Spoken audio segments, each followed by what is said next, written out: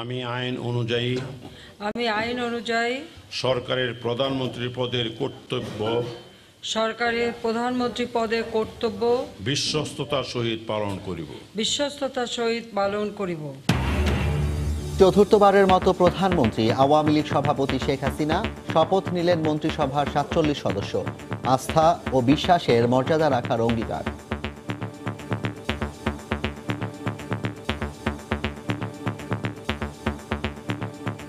জনগণের সেই প্রত্যাশা পূরণে সর্বাত্মক প্রচেষ্টা চালাবো। এই চ্যালেঞ্জকে গ্রহণ করে সফল হওয়ার মতো আত্মবিশ্বাস এবং যোগ্যতা দুটি আমার আছে। তারুণ্যের শক্তিকে সম্পদে পরিণত করতে চাই এবং দুর্নীতিমুক্ত করার জন্য আইসিটি সর্বোত্তম ব্যবহার করতে চাই। জনগণের সম্পৃক্ততা বজায় রেখে আমরা যদি কাজ করতে পারি, অবশ্যই আমরা এখানে বৈপ্লবিক পরিবর্তন আনতে পারবো। দেখছিলেন প্রধান শিরোনাম। রাতের সময়ে সঙ্গে আছি আমি জাফর সাদিক এবং আমি হাফসাতুন্নেসা। এবার অন্যান্য শীর্ষ সংবাদ।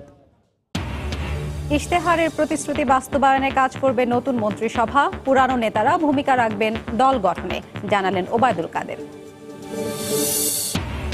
তারুণ্য নির্ভর মন্ত্রিসভা দেশের অগ্রগতি ও উন্নয়নের জন্য ইতিবাচক বলছেন পেশাজীবীরা। উন্নয়ন অব্যাহত থাকবে, প্রত্যাশা সাধারণ মানুষের। শেষ কর্মদিবসে সচিবালয়ে আগের মন্ত্রিসভার সদস্যদের বিদায়ী সাক্ষাৎ, স্বাগত জানালেন নতুনদের। বাদ পড়ার বিষয়ে আলোচনা করবে শরিকরা, জানালেন মেনন। বিশ্বের বৃহত্তম অর্থনীতির দেশের তালিকায় 2 ধাপে এগিয়ে 41তম স্থানে বাংলাদেশ। ব্রিটেন ভিত্তিক গবেষণা সংস্থার প্রতিবেদন। 2033 সাল নাগাদ শীর্ষ 25-এ উঠে আসার আভাস। এবং পূর্ব বিরোধের জেরেই গণধর্ষণের শিকার হন সুবর্ণচরের গৃহবধূ। ব্যক্তিগত শত্রুতাকে রাজনৈতিক রূপ দেওয়ার অপচেষ্টা হয়েছে বলছে স্থানীয় আওয়ামী লীগ।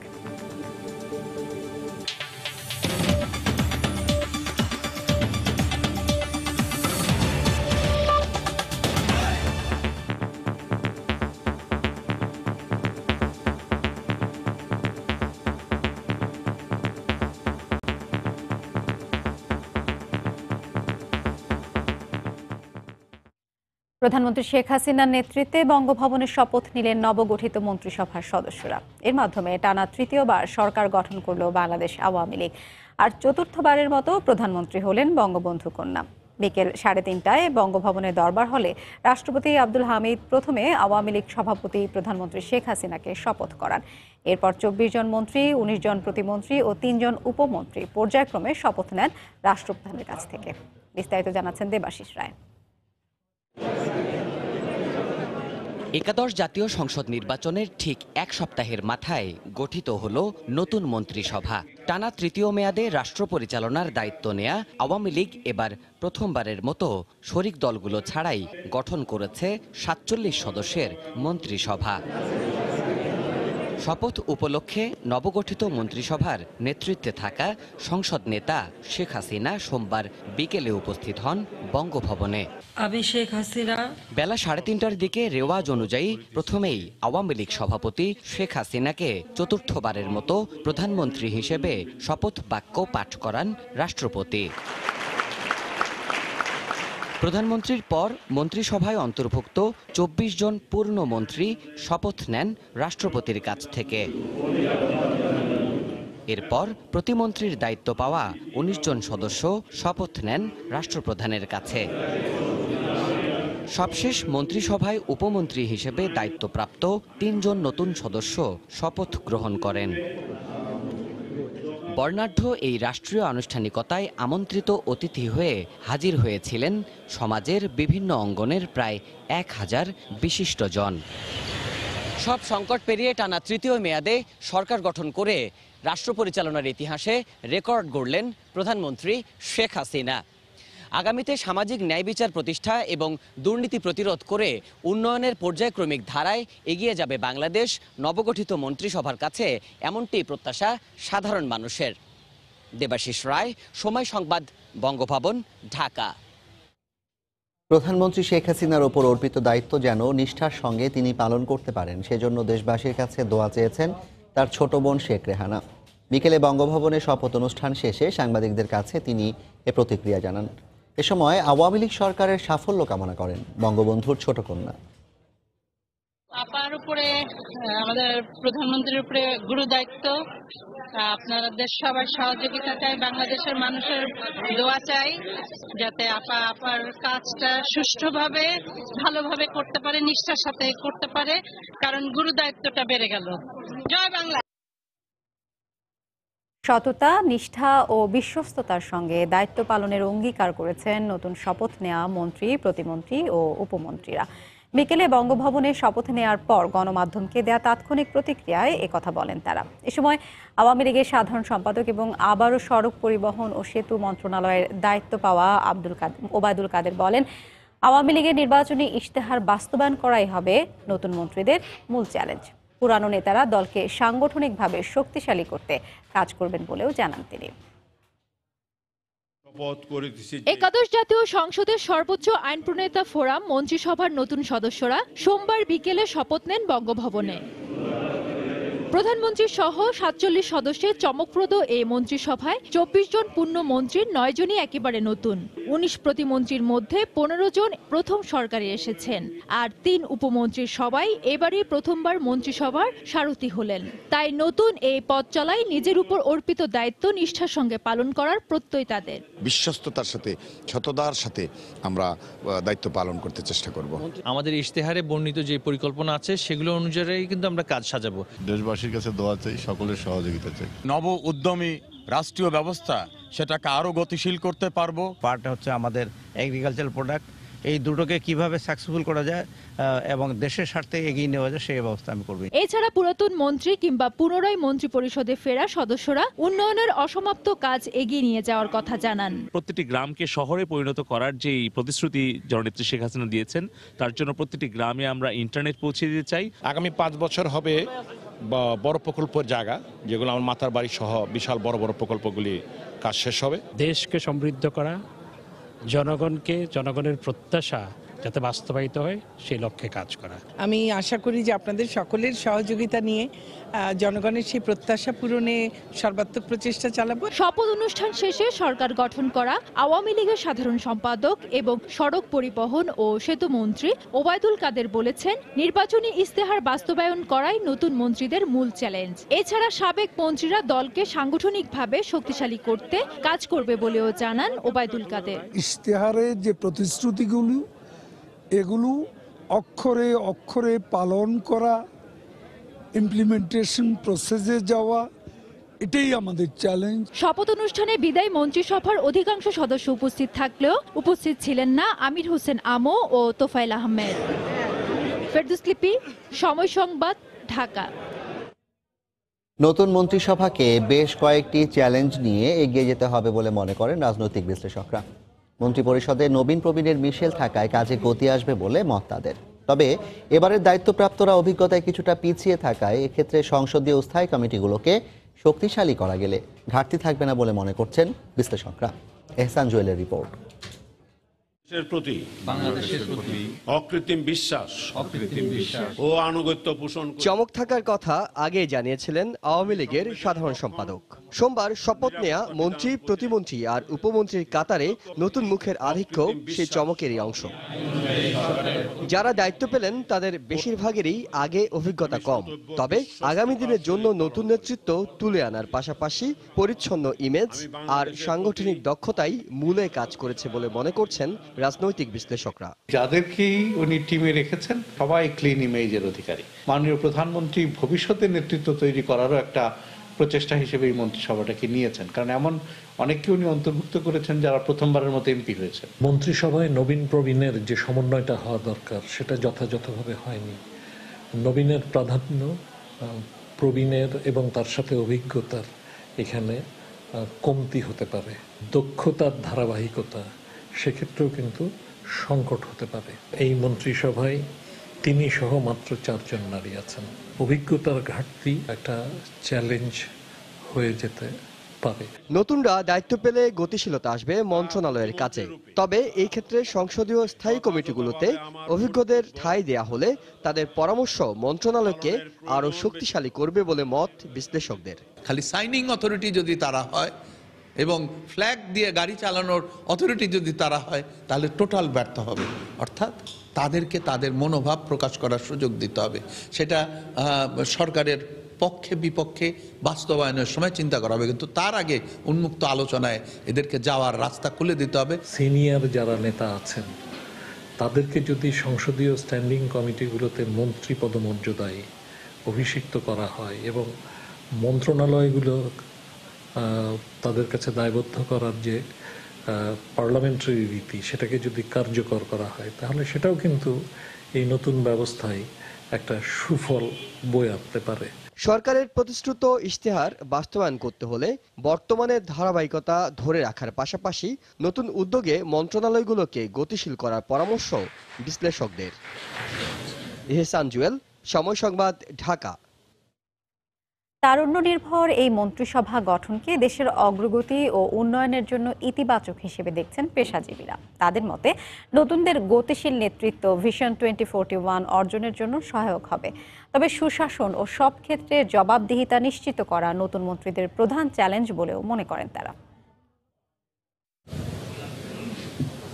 মন্ত্রিসভার ৪৬ জন সদস্যের বেশিরভাগই নবীন ও প্রথমবারের মন্ত্রী। নেতৃত্বের বিকাশে নবীনদের সুযোগ করে দেওয়ার পদক্ষেপ রাজনীতি ও অর্থনৈতিক উন্নয়নের জন্য ইতিবাচক বলে মনে করেন পেশাজীবীরা। তারা বলছেন, যোগ দিয়ে কাজ বুঝে নেয়ার ব্যাপারে গুরুত্ব দিতে হবে, কাজে লাগাতে হবে পুরনোদের অভিজ্ঞতা ও পরামর্শ। অনভিজ্ঞ, নতুন, আসলে যে আপনারা যারা অভিজ্ঞ বলি আমরা, তারা কিন্তু অনভিজ্ঞ হয়েই শুরু করেন এবং পরবর্তীতে অভিজ্ঞ হন। কিছুটা সময় নিয়ে তারা তাদের মন্ত্রণালয়কে বোঝবার জানবার চেষ্টা করবেন। তারা কর্মসূচিগুলো যে কোথায় কোনটা কিভাবে আছে সেগুলো বোঝার চেষ্টা করবেন। বোঝার চেষ্টা করে তারপরে তারা যদি কাজ শুরু করেন, আমি মনে করি যে তারা খারাপ করবেন না, তারা ভালো করবেন। আমরা অবশ্যই আশাবাদী যে একটি সুন্দর 2019 সাল, একটি নতুন প্রজন্মরা একটি সুন্দর বাংলাদেশ দেখতে পারবে এই নতুন মন্ত্রীদের দ্বারা। অনেক কিছু আমরা স্বপ্নে কোনোদিন চিন্তা করতে পারি নাই, সে স্বপ্ন কিন্তু বাস্তবায়ন হচ্ছে। আমাদেরকে আসলে সিস্টেমের মধ্যে চলতে হবে। আমরা আজকে কিন্তু উন্নত দেশ হচ্ছে, উন্নত দেশের প্রত্যেকটা উন্নত দেশ কিন্তু সিস্টেম মতো চলে, ধারাবাহিকতা। যেখানে রেড সিগন্যাল দাঁড়াতেই হবে। তা আমাদের মনে হয় সেই সময় এখন এসছে। গেল কয়েক বছরে আর্থিক খাতের হারানো সুনাম পুনরুদ্ধার আর সুশাসন ও জবাবদিহিতা নিশ্চিত করা মন্ত্রীদের প্রধান চ্যালেঞ্জ বলে মনে করেন পেশাজীবীরা। নির্মোহভাবে অর্থনীতির চাহিদাটাকেই মূল রাখা এবং দেশের স্বার্থটাকে মূল রাখা, সেটা আমরা আশা করব যে সেভাবেই বিভিন্ন কার্যক্রম পরিচালিত হবে নতুন নেতৃত্বে। তারা যদি যোগ্যতরভাবে তাদের দায়িত্ব পালন করতে পারেন তাহলে প্রধানমন্ত্রীর সিদ্ধান্তটিও কিন্তু প্রশংসিত হবে। আর যদি তারা ব্যর্থ হন, তারা যদি দুর্নীতিগ্রস্ত হন, তাহলে প্রধানমন্ত্রী হতাশ হবেন, দেশবাসী হতাশ হবে এবং চূড়ান্ত বিচারে সরকারের খুব বদনাম হবে। ভবিষ্যতের বাংলাদেশের ধারক হবে তরুণ ও নবীনরাই। কাজেই দেশ গঠনের দায়িত্ব নতুন প্রজন্মের কাঁধেই অর্পণ করা প্রধানমন্ত্রীর রাজনৈতিক দূরদৃষ্টির বহিঃপ্রকাশ বলেও মত তাদের। সাজিদ রাজু, সময় সংবাদ, ঢাকা। তারুণ্য নির্ভর নতুন এই মন্ত্রিসভাকে স্বাগত জানিয়েছে সাধারণ মানুষও। নবীন এবং প্রবীণদের সমন্বিত চেষ্টা আর অভিজ্ঞতার আলোকে একটি সুখী সমৃদ্ধ বাংলাদেশ গড়ার প্রত্যাশা তাদের। রাজনীতির পট পরিবর্তনে তারুণ্যের হাতে আগামীর বাংলাদেশ নিরাপদে থাকবে বলে প্রত্যাশা সচেতন নাগরিকদের। হেভিওয়ারদের দক্ষতা, তাদের পারফরমেন্স দেশবাসী দেখছে। এখন নতুনদের প্রতি মানুষের একটা প্রত্যাশা আছে, তারা কিছু পারফরমেন্স দেখাবে দেশবাসীকে। ইয়াং জেনারেশন ঢুকছে, অবশ্যই এখানে চমক আছে, আর দেখাবে কাজ করে বোঝাই দেবো জনগণের আমরা পারি। ওনারা প্রথমে যেমন ক্লিন ইমেজ নিয়ে আসে এবং শেষ পর্যন্ত যাতে ক্লিন ইমেজটা নিয়ে থাকতে পারে, এটাই আমরা আশা করি। নতুনদের মধ্যে অনেকেই যারা আসছে তাদের মধ্যে অনেকেই, যেমন আমাদের শিক্ষামন্ত্রীটা চেঞ্জ করছে, ওটাও ঠিক ছিল। আরো কিছু কিছু যারা করছে ওগুলো মোটামুটি ভালো, খারাপ না। যে অনিয়মগুলো স্কুলগুলোতে আছে, আমাদের বাচ্চারা যে স্কুল কলেজে পড়ছে, এই অনিয়মগুলো আশা করি আগামী দিনে দূরীভূত হবে। অভিজ্ঞতাটা বেশি জরুরি আমার মনে হয়। এই যে দেখা যাক, দেখি ওরা অভিজ্ঞতা অর্জন করুক। নতুন মন্ত্রী লেগে আমরা চাই ভালো কাজ, কম এটা চাই আর কি। জনগণ ভালোভাবে থাকে কিংবা ভালোভাবে চলতে পারে, সেই প্রত্যাশাটাই আমরা করি। দেশটা ভালো চলুক, দুর্নীতিমুক্ত হোক, এগুলি চাই। যেমন মাদক ব্যবসায় এগুলি বন্ধ হোক। দেশ সুন্দর হলে সব সুন্দর, সবকিছু ভালো হয়ে চলতেই। সচিবালয় জুড়েই ছিল আজ বিদায়ের সুর। তবে এই বিদায়ের মধ্যেই নতুনদের বরণ করে নেওয়ার আমেজও ছিল। চলতি মেয়াদে শেষ কর্মদিবসে শেষবারের মতো নিজ নিজ দপ্তরে আসেন বিদায়ী মন্ত্রী প্রতিমন্ত্রীরা। তারা আশা করেন নতুন মন্ত্রিসভার সদস্যরা দেশকে সফলতার সঙ্গে এগিয়ে নেবেন। বিদায়ী সমাজ কল্যাণ মন্ত্রী রাশেদ খান মেনন জানান, মন্ত্রিসভা থেকে শরিকরা বাদ পড়ার বিষয়ে পরবর্তীতে আলোচনা করা হবে। কারো 5 কারো বা টানা 10 বছর কেটেছে এই সচিবালয়ে, কিন্তু সোমবারের দিনটি ছিল বিচ্ছেদের। স্বাভাবিক নিয়মেই নতুনদের জায়গা দিতে বিদায় নিতে হয়েছে পুরনোদের, আর তাই সচিবালয় জুড়েই একদিকে বিদায়ের সুর, অন্যদিকে নতুনকে স্বাগত জানানোর প্রস্তুতি। এ কারণে শেষ কর্মদিবসে দপ্তরে এসে অনেকটাই আবেগপ্রবণ বিদায়ী মন্ত্রীরা। এই সংসার যাওয়া আসার রঙ্গমঞ্চ, কেউ যাবে কেউ আসবে, এটি নিয়ম। মন্ত্রণালয়ের কর্মকর্তা কর্মচারীরা ফুলের শুভেচ্ছায় বিদায় জানিয়েছেন মন্ত্রীদের। নতুনের উদ্যমে গড়ে উঠবে কাঙ্ক্ষিত উন্নত বাংলাদেশ, এমন আশা করেন বিদায়ী মন্ত্রীরা। আমি নতুন মন্ত্রিসভাকে স্বাগত জানাই। বাংলাদেশ আওয়ামী লীগের যে ম্যানিফেস্টো, সেই ম্যানিফেস্টো বাস্তবায়নের ক্ষেত্রে, নতুন বাংলাদেশ গড়ার ক্ষেত্রে এই নতুন মন্ত্রিসভা অত্যন্ত গুরুত্বপূর্ণ ভূমিকা রাখবে বলে আমি আশা করি। আমি তাকে স্বাগত জানাচ্ছি আমাদের এই মন্ত্রণালয়ে, আর আমি আশা করছি যে তিনি উদ্যোগী মানুষ, আপনাদের সকলের এই আন্তরিকতা সহযোগিতা নিয়ে তিনি ভালোভাবে আমাদের এই ধারাবাহিকতাটা অব্যাহত করবেন আর উচ্চমানে নিয়ে যেতে সক্ষম হবেন। মানুষের চলার পথে ভুল ত্রুটি হতে পারে, আমারও হতে পারে। আমার আচার আচরণে, কথাবার্তায় কেউ যদি কখনো অসন্তুষ্ট হয়ে থাকেন, ক্ষমার সুন্দর দৃষ্টিতে দেখবেন। দশম সংসদের মন্ত্রীদের মধ্যে সবচেয়ে বয়োজ্যেষ্ঠ মন্ত্রী আবুল মাল আব্দুল মুহিত টানা 2 মেয়াদে পালন করেছেন অর্থমন্ত্রীর দায়িত্ব। তবে এবার অংশ নেননি সংসদ নির্বাচনে। শেষ দিনে বলেছেন অবসরে নিজের ভাবনার কথা। আমার একটা বিরাট কালেকশন অফ বুকস আছে। আমি দাবি করি যে এরকম প্রাইভেট কালেকশন এই দেশে দ্বিতীয়টি নেই। সেখানে প্রায় 50,000 বই আছে আমার। এই 50,000 বই তো আমি সব পড়ি নাই, এইগুলা কিছু কিছু পড়তে শুরু করব। এই পড়ার মধ্যে থেকে আমি কিছু লেখালেখি চালাচ্ছি, অনবরত চালিয়ে থাকি। নতুন মন্ত্রীরা সবাই আওয়ামী লীগের। এই কারণে বিদায়ী সমাজ কল্যাণ মন্ত্রী রাশেদ খান মেনন জানান, মন্ত্রিসভা থেকে শরিকরা বাদ পড়ার বিষয়ে আলোচনা করবেন তারা। প্রথম থেকে কথা ছিল নির্বাচন, আন্দোলন, নির্বাচন এবং সরকার। তো সেই বিবেচনাটা নেওয়া হয়েছে বলে মনে হয়নি আর কি। তো আমরা নিশ্চয়ই নিয়ে আলাপ করব। মঙ্গলবার থেকে নিজ নিজ দপ্তরে যোগ দেবেন একাদশ সংসদের মন্ত্রিসভার বেশিরভাগ সদস্য। আতিকুর রহমান তমাল, সময় সংবাদ, ঢাকা। রাতের সময় আরো থাকছে। চট্টগ্রামের পাহাড়তলীতে চালের বাজারে ব্যবসায়ীদের গণপিটুনিতে আওয়ামী লীগ নেতা সোহেল নিহত। পরিবার ও ব্যবসায়ীদের পাল্টাপাল্টি অভিযোগ।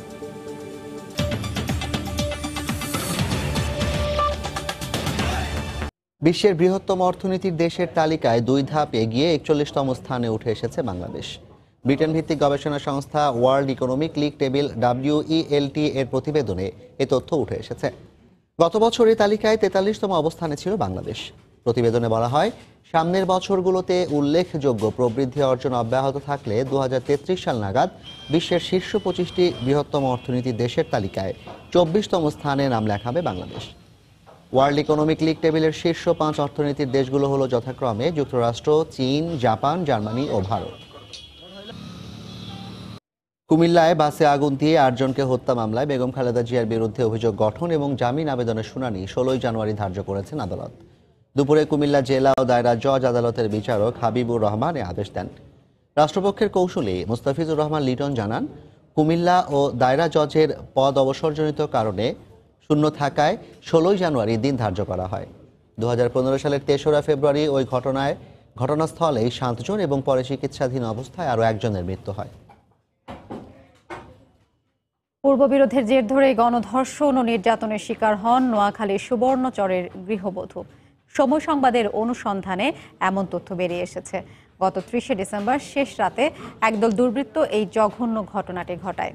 এটি রাজনৈতিক রূপ নেয় গোটা দেশে তোলপাড় শুরু হলেও মূলত ব্যক্তিগত শত্রুতা থেকে এ ঘটনা ঘটায় প্রতিপক্ষরা।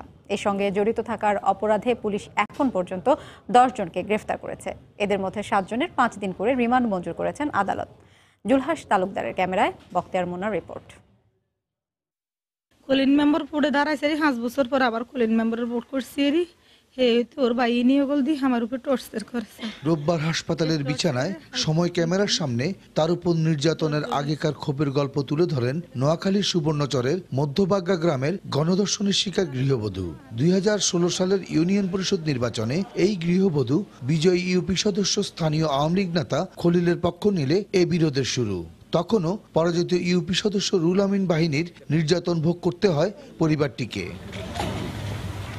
আগের বিরোধের জের ধরেই গত 30 ডিসেম্বরের নির্বাচনে তার গ্রামেই ভোট কেন্দ্রে রুহুল আমিন বাহিনীর সাথে বাকবিতণ্ডায় জড়িয়ে পড়েন ওই গৃহবধূ। সেই রাতেই ওই গৃহবধূকে স্বামী সন্তানের সামনে পাশবিক নির্যাতন চালিয়ে দিনের প্রতিশোধ নেয় রুহুল আমিন বাহিনী। সরকারি মেডিকেল রিপোর্টেও ধর্ষণের প্রমাণ মিলেছে। যারা এখন দর্শন করছে ওই মহিলাকে, ইউপি নির্বাচনের পরে ওই মহিলাকে এবং ওর স্বামীকে রাস্তার উপর রাত্রে ওরাই মারধর করছে। এদেরকে রাজনীতিকে জড়ান মানি এদেরকে ছাড় দেওয়া।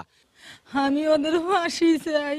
সময় গড়ানোর সাথে সাথেই ঘটনাটির নির্বাচনী সহিংসতা হিসাবে সামাজিক যোগাযোগ ও গণমাধ্যমে ভাইরাল হয়ে পড়ে, নেয় রাজনৈতিক রূপ। গৃহবধূকে হাসপাতালে দেখতে এসে বিএনপির মহাসচিব মির্জা ফখরুল ইসলাম আলমগীর সহ ঐক্যফ্রন্ট নেতারা দোষেন আওয়ামী লীগকে। তবে নোয়াখালীর শীর্ষ আওয়ামী লীগ নেতার দাবি মিথ্যা অপপ্রচার। বিএনপি এটাকে যেভাবে রাজনৈতিক ফায়দা লুটতে চাইছে, এটা উচিত না, এটা ঠিকও না। রাজনৈতিক ফায়দা নিয়ে ঘটনার কোন রকমের উপকার হবে বলে আমার মনে হয় না। তবে ঘটনাটি রাজনৈতিক নয়, জঘন্য অপরাধ হিসেবেই দেখছেন বলে জানালেন নোয়াখালীর পুলিশ সুপার। সিরাজ কিন্তু বাদী হয়ে একটা এজাহার করেছে যে পূর্ব বিরোধের জের ধরে এই ঘটনাটি ঘটেছে। আমরা চার্জশিট করব দ্রুততম সময়ের মধ্যে এবং দ্রুত বিচার ট্রাইব্যুনালে মামলাটি এনে সাক্ষী দ্রুত সময়ের মধ্যে যেন তাদেরকে সাজার আওতায় আনা যায় সেই ব্যবস্থা আমরা পুলিশের পক্ষ থেকে করব। রোববার রাত পর্যন্ত পুলিশ এ ঘটনায় রুহুল আমিন সহ 10 জনকে গ্রেফতার করেছে। এদের মধ্যে এজাহারভুক্ত 6 জন, 7 জনকে 5 দিনের রিমান্ডে জিজ্ঞাসাবাদ চলছে। এই ঘটনায় এখানকার এসব মানুষের দাবি রাজনীতির কাদা ছোঁড়াছুড়ি না করে দোষীদের দৃষ্টান্তমূলক শাস্তির পাশাপাশি ক্ষতিগ্রস্ত গৃহবধূর মানসিক বিপর্যয়ের উন্নয়ন ও তার পরিবারের সামাজিক নিরাপত্তায় সরকার সহ সকলকেই এগিয়ে আসতে হবে। সুবর্ণচরের মধ্যম চরবাগ্যা গ্রাম থেকে বক্তিয়ার মুন্না, সময় সংবাদ, নোয়াখালী। রাজধানীর গ্যান্ডারিয়ায় 2 বছরের শিশুকে ধর্ষণের পর 3 তলা থেকে ফেলে দিয়ে হত্যার অভিযোগ উঠেছে। ঘটনার পর অভিযুক্ত নাহিদকে আটক করেছে পুলিশ। অভিযুক্তের দৃষ্টান্তমূলক শাস্তির দাবিতে গ্যান্ডারিয়া থানার সামনে বিক্ষোভ করেছেন এলাকাবাসী। যদিও থানা পুলিশ বলছে ধর্ষণ নয়, হত্যা করা হয়েছে শিশু আয়েশাকে। শনিবার সন্ধ্যায় 2 বছরের শিশু আয়েশাকে রাস্তা থেকে তুলে বাসায় নিয়ে যায় একই এলাকার নাহিদ। শিশুটির বাবা মায়ের অভিযোগ, বাসায় নিয়ে ধর্ষণের পর 3 তলা থেকে নিচে ছুঁড়ে ফেলে দেওয়া হয় শিশুটিকে। আহত অবস্থায় আয়েশাকে হাসপাতালে নেওয়া হলে কর্তব্যরত চিকিৎসক মৃত ঘোষণা করেন। আমার মায়ের থেকে চিলের মতন উপরে গেছে গা, আর মেয়ে আছে, আর মেয়ে দেখছে, কইছে বাবা তুমি আরে কুলে করে লইছো করে দিয়া হো, চুপ থাক, কথা কবি না, তার বডি দিয়ে কুপ দিমু। এই মায়ের আরেক ঘরে আটকে রাখা আমার মায়ের দর্শন কইরা এই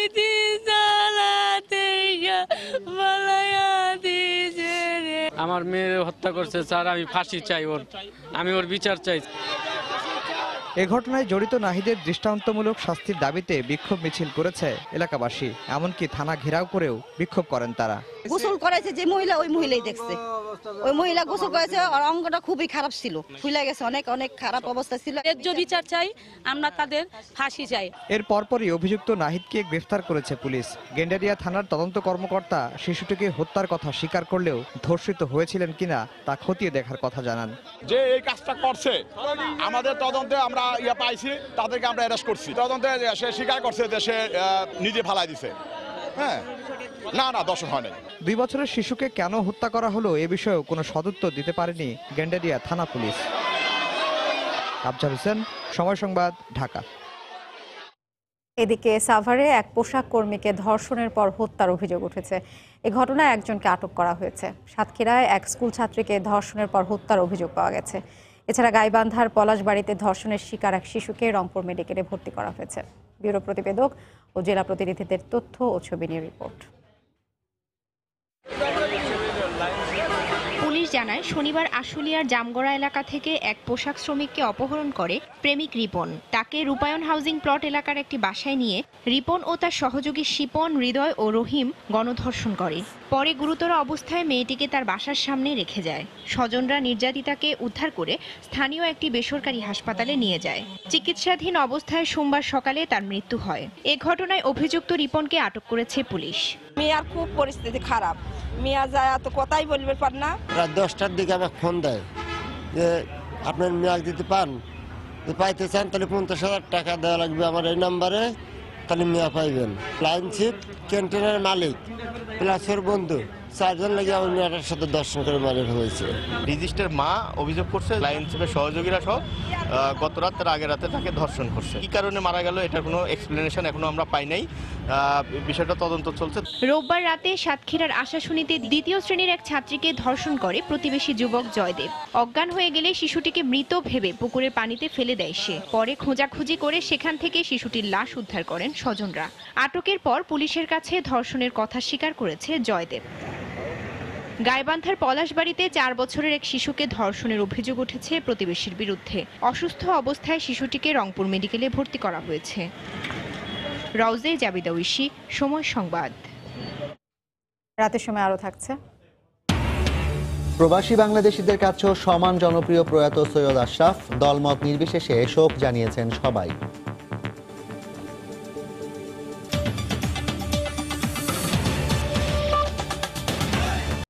চট্টগ্রামে পিটুনিতে এক আওয়ামী লীগ নেতা নিহত হয়েছেন। ব্যবসায়ীদের অভিযোগ, নিহত মহিউদ্দিন সোহেল চাঁদা আদায় করায় উত্তেজিত জনতার গণপিটুনিতে মারা গেছেন। আর পরিবারের দাবি, মাদক বিরোধী পদক্ষেপ নেয় তাকে হত্যা করা হয়েছে। ঘটনা তদন্ত করে ব্যবস্থা নেওয়া হবে বলে জানিয়েছে পুলিশ।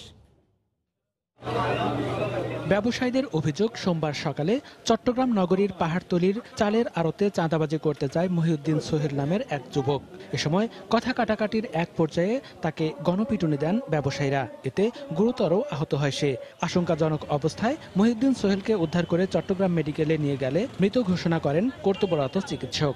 ঘটনার পর থেকে এলাকার দোকানপাট বন্ধ রেখেছেন ব্যবসায়ীরা। আমাদের বাজারে একজন ব্যবসায়ী ছিল, ওইখানে ওনাকে পাথর মেরে মাথা ফাটিয়ে দিয়েছে।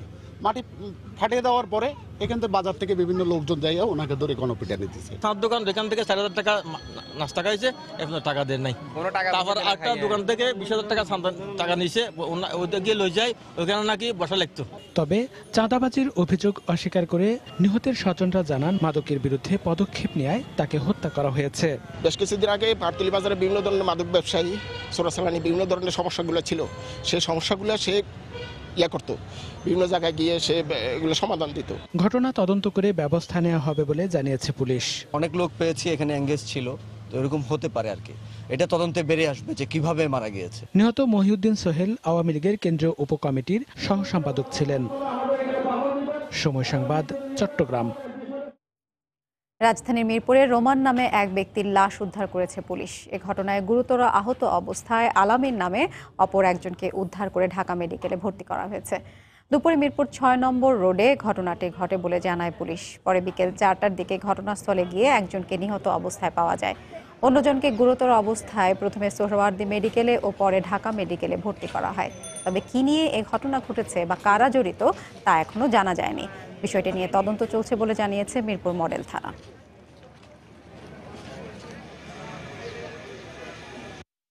ঘটনাস্থলে যাওয়ার পরে আমরা একটা পরিত্যক্তভাবে একটা লাশ পড়ে থাকতে দেখি। আমরা সেই লাশটাকে উদ্ধার করি। আর পরবর্তীতে 4টা মোটরসাইকেল আমরা পেয়েছি। সবাই তদন্ত করতেছে, তদন্ত সাপেক্ষে আমরা জানাতে পারবো। এছাড়া আমরা হিমেল হাওয়ায় শীত জেঁকে বসেছে উত্তরের জেলাগুলোতে। তীব্র শীতে ঠান্ডাজনিত নানা রোগে আক্রান্ত হচ্ছেন অনেকেই। হঠাৎ রোগীর সংখ্যা বেড়ে যাওয়ায় সেবা দিতে হিমশিম খাচ্ছে হাসপাতালগুলো। এই অবস্থায় ঠান্ডাজনিত রোগের হাত থেকে রক্ষায় নানা পরামর্শ দিচ্ছেন চিকিৎসকরা। শীতের প্রকোপ বাড়ার সাথে সাথে রংপুরে ঠান্ডাজনিত রোগে আক্রান্ত হয়ে পড়েছেন অনেকেই। সবচেয়ে বেশি আক্রান্ত হচ্ছে শিশুরা। সোমবার সকাল পর্যন্ত 24 ঘন্টায় রংপুর মেডিকেল কলেজ হাসপাতালে 206 শিশুকে ভর্তি করা হয়েছে। যখন শৈত্যপ্রবাহ চলতে থাকে বা শীতের তীব্রতা বেশি থাকে, তখন আমরা বয়স্ক মানুষ এবং শিশুদেরকে ঘরেই রাখতে বলি এবং পর্যাপ্ত পরিমাণে বুকের দুধ এবং হালকা গরম খাবার যদি খাওয়ানো যায়, তাহলে শীতের তীব্রতা থেকে রক্ষা পাওয়া সম্ভব এবং শীতের সংক্রমণ থেকেও রক্ষা পাওয়া সম্ভব।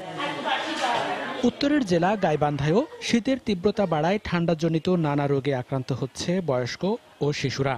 ডায়রিয়া, নিউমোনিয়া ও শ্বাসকষ্টজনিত সমস্যা নিয়ে হাসপাতালে ভর্তি হচ্ছেন রোগীরা। এসব থেকে রক্ষায় বাসি খাবার না খাওয়া এবং গরম কাপড় পরার পরামর্শ চিকিৎসকদের। বমি বা পাতলা পায়খানায় আক্রান্ত হয় তাকে দেরি না করে সাথে সাথে ওর স্যালাইন শুরু করতে হবে, এবং যে সমস্ত বাচ্চার বয়স 6 মাসের নিচে তাদেরকে বুকের দুধ ঘন ঘন খাওয়াতে হবে। নীলফামারীতে দিনে গরম আর রাতে কনকনে ঠান্ডায় অসুস্থ হয়ে পড়ছেন শিশু ও বয়স্করা।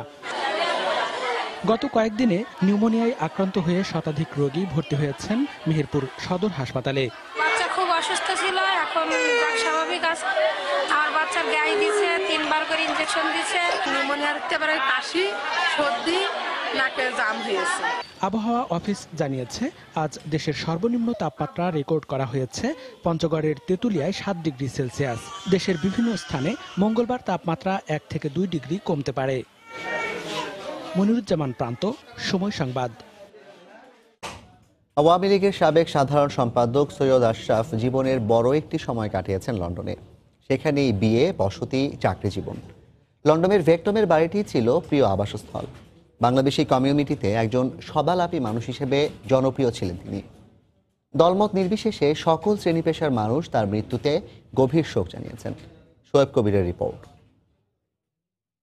1975 সালের 3 নভেম্বর 4 নেতা হত্যাকাণ্ডে পিতা সৈয়দ নজরুল ইসলাম নিহত হওয়ার পর তিনি চলে আসেন লন্ডনে। এখানে টাওয়ার হ্যামলেটস কাউন্সিল এলাকায় বসবাস শুরু করেন। চাকরির পাশাপাশি সামাজিক রাজনৈতিক কাজে তিনি নিজেকে যুক্ত করেন। বিশেষ করে বর্ণবাদ বিরোধী আন্দোলনে তার ভূমিকা এখনো লোকমুখে ঘুরে ফিরে। ব্রিটিশ ভারতীয় শিলা ঠাকুরের সঙ্গে সৈয়দ আশরাফ বিবাহ বন্ধনে আবদ্ধ হন লন্ডনেই। সৈয়দ আশরাফের সেই সময়ের বন্ধুদের একজন নুরুদ্দিন আহমেদ, যার সাথে এক বাসাতেও ছিলেন অনেক দিন। আশরাফের সাথে প্রথম রাজনৈতিক সম্পর্ক, সেখান থেকে বন্ধু থেকে ভাইয়ের মতো সম্পর্ক হয়েছিল। উনি যখন বিয়ের সিদ্ধান্ত নিলেন তখন সেই খবরটা ওনার ভাই মঞ্জুকে দেওয়ার আগে আমাকে ফোন করে নিলেন। সদালাপি সৈয়দ আশরাফ নিয়মিত আসতেন ব্রিটেনের বাংলাদেশি পাড়ার ব্রিকলেনে। তাকে সেই সময় খুব কাছ থেকে দেখেছেন প্রবীণ সাংবাদিক রহমত আলী। আলাদিন রেস্টুরেন্ট ছিল, সেখানেও আমরা বসতাম, উনিও আসতেন এবং আসলে পরে উনি সাধারণভাবে কথাবার্তা বলতেন, সাধারণ মানুষের সাথে চা পানে সমবেত হতেন। স্ত্রীর মৃত্যুর পর সৈয়দ আশরাফ লন্ডনে বসবাস করতে শুরু করলো। দেশ ও রাজনীতির টানে আবার দেশে ফিরে যান। গত বৃহস্পতিবার রাতে ব্যাংককে চিকিৎসাধীন অবস্থায় শেষ নিঃশ্বাস ত্যাগ করেন তিনি। মহাকালে সাক্ষী হয়ে তিনি বেঁচে থাকবেন ব্রিটেনের প্রবাসী বাঙালিদের হৃদয়ে। শোয়েব কবির, সময় সংবাদ, লন্ডন। বহুল আলোচিত কুড়িগ্রামের ফেলানী হত্যার 8 বছর পরও আদালতে মামলাটি নিষ্পত্তি না হওয়ায় হতাশ স্বজনরা। সবশেষ গেল বছর ভারতের সুপ্রিম কোর্টে এ হত্যা মামলার শুনানি হয়। 2011 সালের 7 জানুয়ারি ভারত থেকে দেশে ফেরার পথে ভারতীয় সীমান্তরক্ষী বাহিনী বিএসএফ সদস্যদের গুলিতে নিহত হয় 15 বছরের কিশোরী ফেলানী খাতুন। এ ঘটনায় মামলা করা হলে 2013 সালের 13ই আগস্ট ভারতের কুচবিহারের জেনারেল সিকিউরিটি ফোর্স আদালতে শুরু হয় বিচার কাজ। একই বছর 6 সেপ্টেম্বর অভিযুক্ত অমিয় ঘোষকে নির্দোষ ঘোষণা করে রায় দেন বিশেষ আদালত। রায় প্রত্যাখ্যান করে 13 সেপ্টেম্বর পুনর্বিচারের আবেদন করেন ফেলানীর বাবা। 2015 সালের 2রা জুলাই পুনর্বিচারের রায়ে অমিয় ঘোষকে আবারও নির্দোষ ঘোষণা করা হয়। সে রায় প্রত্যাখ্যান করে ভারতের সুপ্রিম কোর্টে রিট করা হয়। এবার শীতে প্রকৃতির রূপ নিয়ে একটি রিপোর্ট। সকালের কোমল রোদে ঘাসের ডগায় মুক্তদানার মতো জমে থাকা শিশির বিন্দু, গাছের পাতা থেকে শিশির ঝরে পড়ার টুপটাপ শব্দ আর পাখিদের কলরব। প্রাকৃতিক বৈরিতায় গেল বছর শীতকালের এমন বৈচিত্র্য দৃশ্যমান না হলেও উত্তরের জনপদে এবার ঠিকই ধরা দিয়েছে সেই দৃশ্য। আতল হক সাগরের ক্যামেরায় স্নিগ্ধময় শীতের গল্প তুলে ধরছেন হেদায়েতুল ইসলাম বাবু। কুয়াশার আবরণে ঢাকা পড়েছে চারদিক। রাতভর জমে থাকা রসে ভরে উঠেছে খেজুর গাছের গলায় ঝুলানো গাছিদের পাত্র। ভোরের আলো ফুটে উঠতে না উঠতেই কনকনে শীত উপেক্ষা করে খেজুরের রস সংগ্রহে ব্যস্ত গাছিরা। তারপর ভরা রসের কলসি ফেরি করে গ্রামের পথে ছুটে চলা। বহু লোকজন আসি ওগুলো খায় বা নিয়ে যায়, তারা গুড়তিয়ার করে বা নিয়ে যায় তাদের অনেক পায়েস করে। অপূর্ণতা থেকে যায় যদি শীতকালে কেউ খেজুরের রস না খায়। ততক্ষণে কুয়াশার ধূম্রজাল চিরে সমস্ত রং ঢেলে পূব আকাশে নিজের উপস্থিতি জানান দেয় সূর্য। ফসলের ক্ষেতে সরিষার হলুদ সাম্রাজ্য মেলে ধরে নিজের রূপ বৈচিত্র্য। মিষ্টি রোদে বসে গল্পগুজব আর ভাপা পিঠার স্বাদ নিতে জমে ওঠে গ্রাম ও শহরের অলিগলি। ঢেকে থেকে যে আটা তৈরি করে পিঠা খাওয়া হতো গ্রামের বাড়ি বাড়ি, সেই ইয়েটা আস্তে আস্তে হারিয়ে যাচ্ছে মেশিনের কারণে। এখন 1 কেজি গুড়ের দাম হলো 100 টাকা। 100 টাকার গুড় কিনে কে আর কয়জনে খেতে পারে? অনেকের জন্য উপভোগ্য হলেও খেটে খাওয়া মানুষের কাছে নীরব যন্ত্রণা হয়ে ধরা দেয় শীতকাল। তাই কনকনে শীতের হাত থেকে বাঁচতে সাঁঝ সন্ধ্যায় বাড়ি ফিরতে ব্যস্ত হয়ে পড়ে নিম্ন আয়ের মানুষ। হেদায়েতুল ইসলাম বাবু, সময় সংবাদ, গাইবান্ধা। এ পর্যায়ে শীর্ষ সংবাদ জানিয়ে দিচ্ছি আরেকবার। আমি আইন অনুযায়ী সরকারের প্রধানমন্ত্রী পদের কর্তব্য বিশ্বস্ততার সহিত পালন করিব। চতুর্থবারের মতো প্রধানমন্ত্রী আওয়ামী লীগ সভাপতি শেখ হাসিনা শপথ নিলেন মন্ত্রিসভার 47 সদস্য। আস্থা ও বিশ্বাসের মর্যাদা রাখার অঙ্গীকার। ইশতেহারের প্রতিশ্রুতি বাস্তবায়নে কাজ করবেন নতুন মন্ত্রিসভা। পুরানো নেতারা ভূমিকা রাখবেন দল গঠনে, জানালেন ওবায়দুল কাদের। তারুণ্য নির্ভর মন্ত্রিসভা দেশের অগ্রগতি ও উন্নয়নের জন্য ইতিবাচক বলছেন পেশাজীবীরা। উন্নয়ন অব্যাহত থাকবে, প্রত্যাশা সাধারণ মানুষের। শেষ কর্মদিবসে সচিবালয়ে আগের মন্ত্রিসভার সদস্যদের বিদায়ী সাক্ষাৎ। স্বাগত জানালেন নতুনদের। বাদ পড়ার বিষয়ে আলোচনা করবে শরিকরা, জানালেন মেনন। এবং বিশ্বের বৃহত্তম অর্থনীতির দেশের তালিকায় 2 ধাপ এগিয়ে 41তম স্থানে বাংলাদেশ। ব্রিটেন ভিত্তিক গবেষণা সংস্থার প্রতিবেদন।